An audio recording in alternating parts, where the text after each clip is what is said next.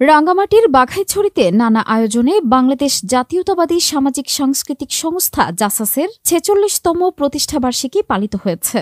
শনিবার ২৮ ডিসেম্বর দিনব্যাপী এসব কর্মসূচির মধ্যে ছিল বর্ণাঢ্য শোভাযাত্রা, আলোচনা সভা, চট্টগ্রাম থেকে আগত শিল্পীদের কণ্ঠে মনোজ্ঞ সাংস্কৃতিক অনুষ্ঠান, ব্যান্ড শো। বর্ণাঢ্য শোভাযাত্রার মধ্য দিয়ে জাসাসের কর্মসূচির শুরু হয়। পরে চৌমুহনী মুক্তমঞ্চে আলোচনা সভার আয়োজন করা হয়।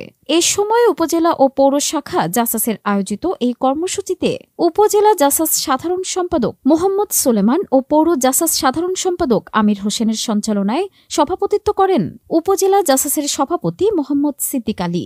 এ সময় প্রধান অতিথি হিসেবে উপস্থিত ছিলেন বাঘাইছড়ি পৌর বিএনপির সভাপতি মোহাম্মদ নিজামুদ্দিন বাবু, উদ্বোধক উপজেলা বিএনপির সভাপতি মোহাম্মদ ওমর আলী, প্রধান বক্তা রাঙ্গামাটি জেলা জাসাস সভাপতি মোহাম্মদ কামাল হোসেন।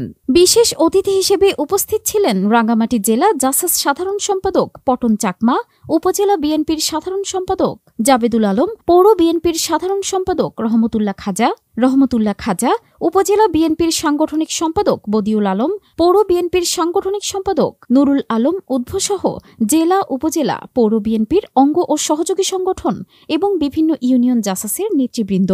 এ সময় বক্তারা জাসাসকে ধন্যবাদ জানায় সুন্দরভাবে আয়োজন পরিচালনা করার জন্য এবং বিএনপি ও অঙ্গ সহযোগী সংগঠনের নেতাকর্মীদের ঐক্যবদ্ধ হয়ে আগামী জাতীয় নির্বাচনে ২৯৯ নং রাঙ্গামাটি আসনে বিপুল ভোটে ধানের শীষ প্রতীকে যাকে মনোনয়ন দেয়া হবে তাকে নির্বাচিত করে বেগম খালেদা জিয়াকে উপহার দেওয়ার আহ্বান জানিয়ে সকলকে এক হয়ে কাজ করার অঙ্গীকার ব্যক্ত করেন।